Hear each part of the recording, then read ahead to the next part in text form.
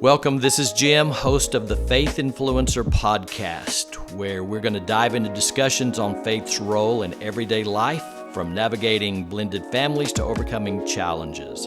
I'm a husband, a father, a Bible teacher, an advocate for applying faith to everyday life. So tune in as I share personal stories, valuable insights, and practical wisdom. Welcome back. This is Jim Cunningham with Faith Influencer. I'm excited about our topic today, but it's one of those that's a little sticky. I promise it's one that you're dealing with in your blended family because it's normal. We're going to talk about today the issues of money in a blended family. So I'm going to give you an example right off the bat of a couple that spoke to me about this. Here was a couple that remarried, and he had kids and she had kids. So the problem was that the husband made a lot more money than his new wife. And he was used to spending more money on his kids than she spent on her kids. So she felt like we could do some normal little things for our kids along the way. And their kids at the time were about 10, 12 years old.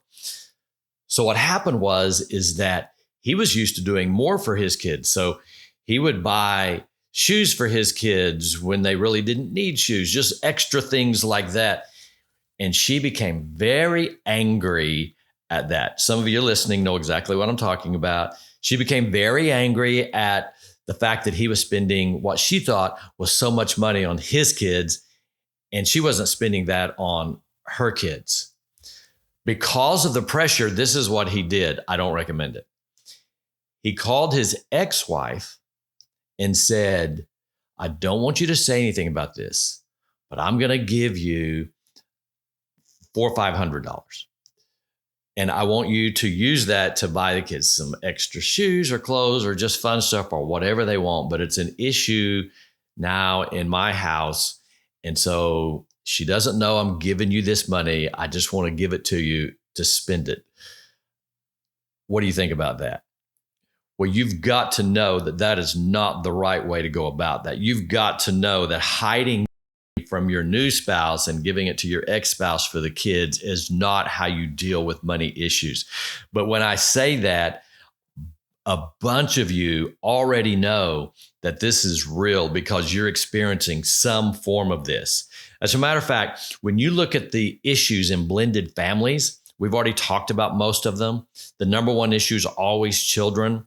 Dealing with the ex is always a big issue, but right up there in the top 3 or 4 is always going to be money issues. Now, that's not unique to blended families. That's every marriage has discussions about money, but there are some unique things that come into play. So we're going to talk about those over the next 2 podcasts. We're going to dig a little deep in the second podcast because we're going to have to get into some things about life insurance and trusts and estate and some of that's brought into blended families. How do you handle those things? We'll deal with that in the second podcast on this subject. But for today, let's talk about how do we deal with these money issues. Now, I'm going to tell you right off the bat, there's no set rule. People deal with it differently. I think there are some good guidelines that I want to give you. I'm even going to give you my preference today on how I think we should handle money issues, but I'm going to preface it by saying that the money issues we're going to talk about, my preference is how we handle it. I realize is not the only way to handle it, but I will let you know when I do that. Here's the reality for some of you. The reality is that you didn't even know this was going to be an issue.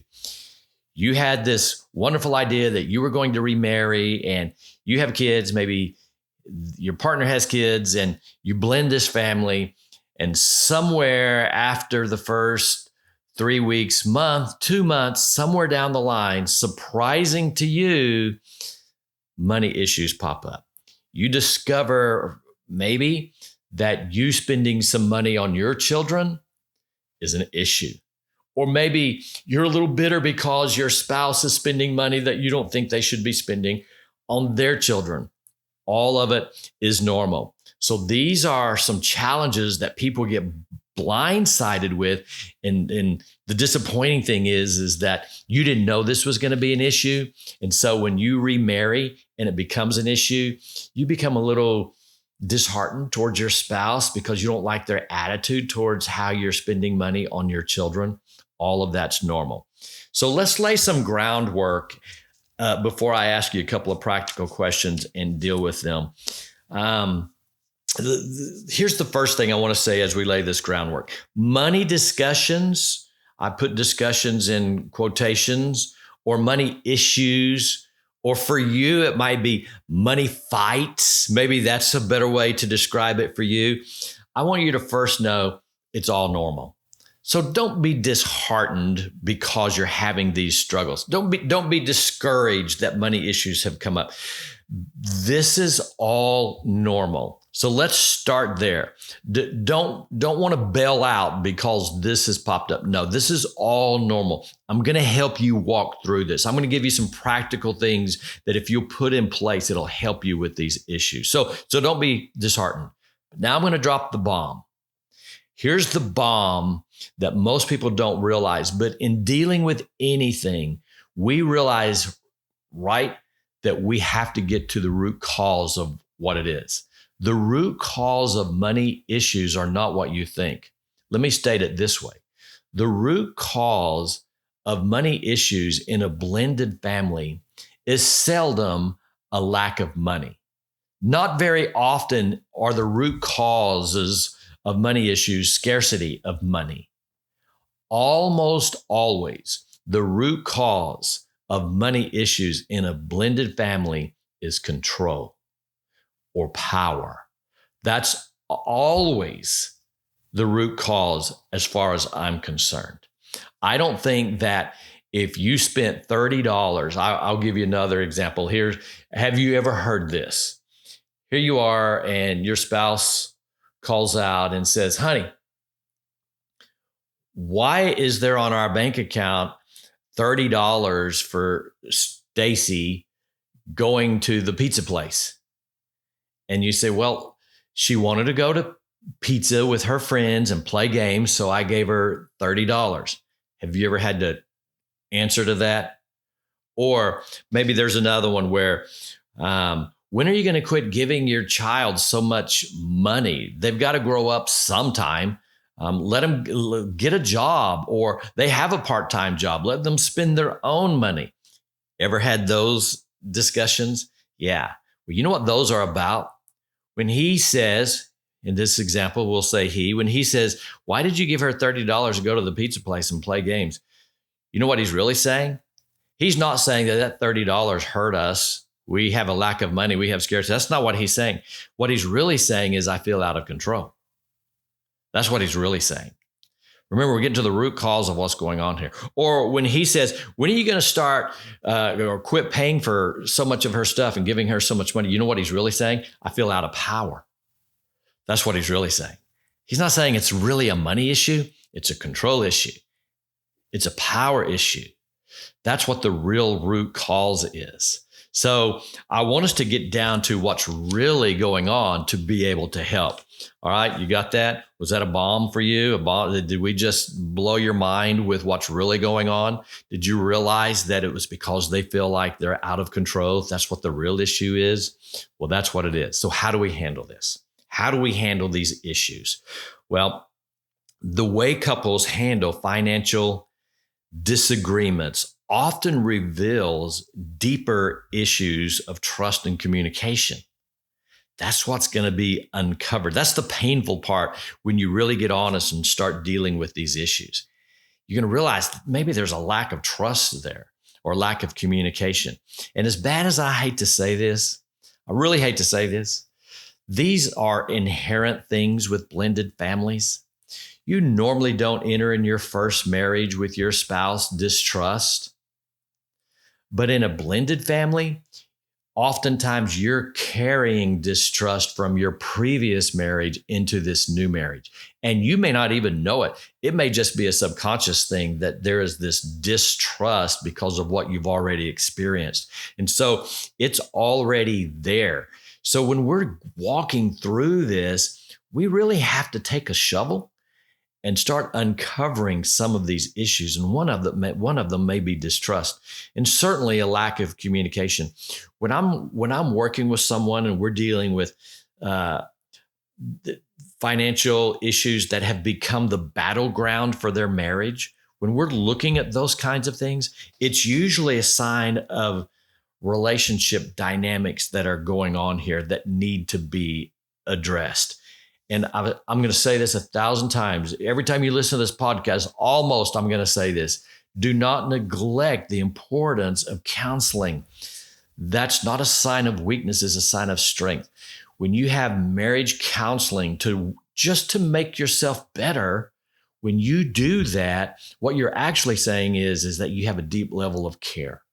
That's what you're saying, that you want a deeper relationship with your spouse and that you are committed to this relationship. So you're willing to work through this with someone who is an expert. So let me ask you the first question. All of that's the groundwork. But here's question number one. This is the number one question I get when it comes to dealing with money in blended families. Should we combine our finances? That's question number one. That's nothing else is even close. That's the top. Should we combine our finances? So I told you at the beginning that I would let you know when I'm giving my preference. I'm going to give you my preference on this one. There's not a set rule. I'm not going to be dogmatic and say there's only one way to handle this. I'm going to give you my preference, and I'm going to tell you why it's my preference. You don't need to try to tell me there are other ways to look at this. I know there are other ways to look at this. I'm just going to give you my preference. I'm going to tell you why it's my preference. So there's not a hard set of rules, but I think there is a direction that you should consider. Now, let me answer. Should we combine our money? Most of the time, the answer is yes. Most of the time, the answer is yes. Now, here's what's funny.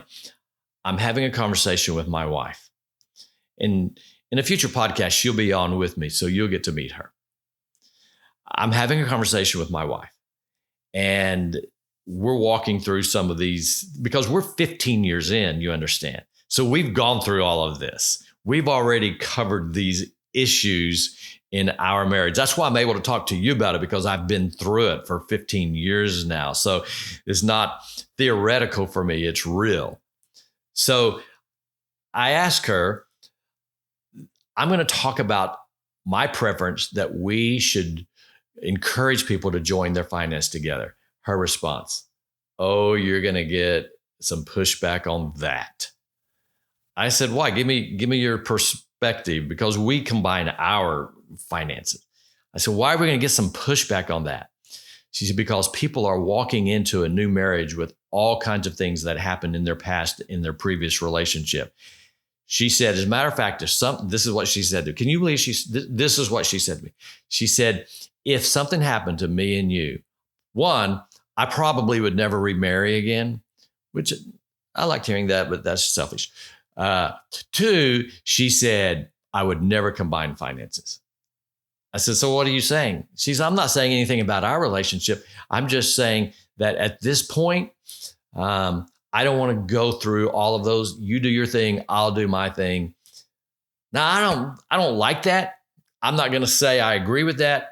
I'm just saying there are different perspectives on this, okay? So even between my wife and me, we have some different ideas. My preference is that you join your finances. Now, in an earlier podcast entitled The Number One Law of Marriage, that podcast was about this, that the foundation of all marriage, whether it be your first marriage or your second marriage or your third marriage, the foundation of all home life is the husband-wife relationship. I'm not saying, this is the pushback I've been getting from some of you, I'm not saying the kids are not important. I'm not saying they don't have a wonderful role. I'm not saying we don't love them equally. We do. But the foundation is the marriage relationship. So if the number one law of marriage is the marriage relationship, I have difficulty understanding why you say, okay, we're going to join our lives together. We're going to create this new marriage. We're going to combine our kids together, but not our money. It's hard for me to understand the level of commitment that we're going to combine even our children is more important, way more important than our money. But on our money, no, I want to have my own money and you have your own money. Let's not combine them. I don't see the same level of commitment. This is my preference. I feel that it's a great thing to join and combine our finances. But I do think there's some parameters you can put in place that I'm going to teach you in just a second. So the number one law of marriage tells me is combine your income, but I hope you can communicate. I hope you can have discussions. I'll tell you some of the discussions my wife and I went through and some of the remedies so that we wouldn't have such financial, in quotation, discussions. So this is your marriage now, your blended family. As far as I'm concerned, it's your first marriage. I know it's not your first marriage, but as far as I'm concerned, it's your first marriage. All that other is past. This is your commitment level now. And you have dreams and you have goals. And so treat it like your first marriage. Now, I say that, but I did some research, and this is the survey I came across. It was kind of surprising. This first survey was done in 2018, and it said that 77% of the couples in first marriages combine their finances. It's okay. The majority of people in their first marriage combine their finances. But I continued to look at the research, and another survey that was done a few years before that said blended families or second marriages or third marriages, only 37% of those couples combine their finances. So what is that saying? It's saying that the majority of people in their first marriage combine, and the majority of the people in their next marriage do not combine their finances.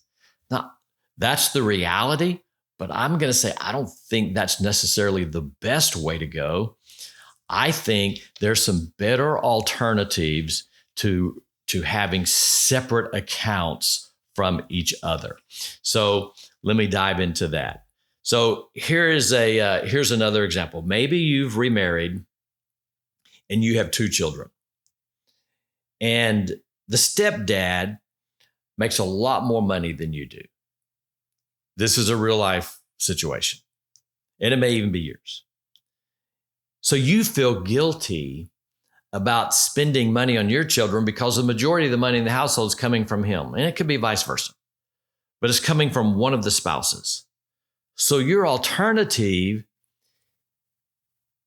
is to hide money decisions from him. How often does that happen? If I could see through the camera right now, there's a bunch of you raising your hand. That's exactly what I do. I don't tell him about all the things that I do.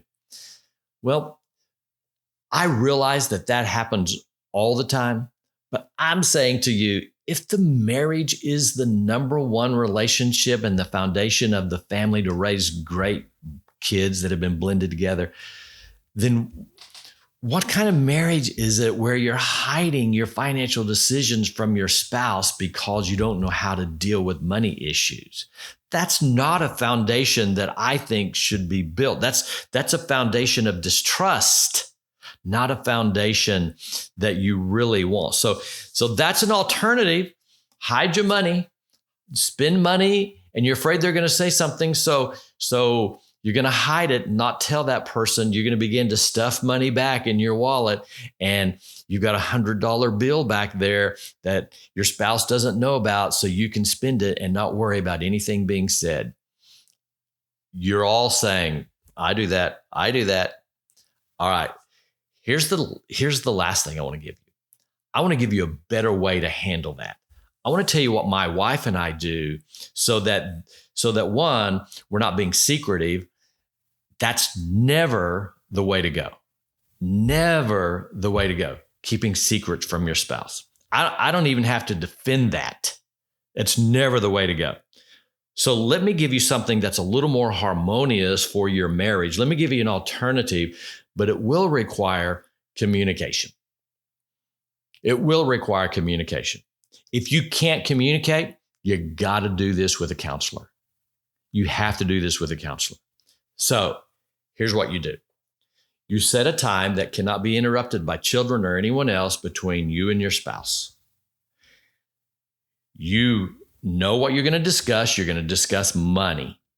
You don't have to come in, hopefully, fired up, ready to lay it all out for another money discussion. No, this is going to be a great discussion. So you set aside a time to sit down with no interruptions, and you're going to talk about money. Here's the goal. First, we want some parameters. Here's what I mean by that. You're going to share with each other your concerns and your feelings. I'm hoping that in your marriage, you can talk about your feelings. You're going to share your feelings with each other. And then you're going to reach some agreements. And my wife and I did this. We said, okay, so every week, let's agree on amount of money. Maybe it's $100 a week that I'm going to spend, and you have $100 that you're going to spend. You make up the numbers for you. And that $100 that I spend and that $100 that you spend, never questioned, never discussed. I don't care. She doesn't care. Spend it on whatever you want to. If you want to spend it all on your children, fine. If you want to go to the spa, fine. No one's going to ask any questions about that. This is the parameter that we set. No one can come back and make any snide comment about how you spent your money. There are no passive aggressive statements that can be given about how you spent your money. You've agreed on this parameter, and so there are no issues with spending this money, okay?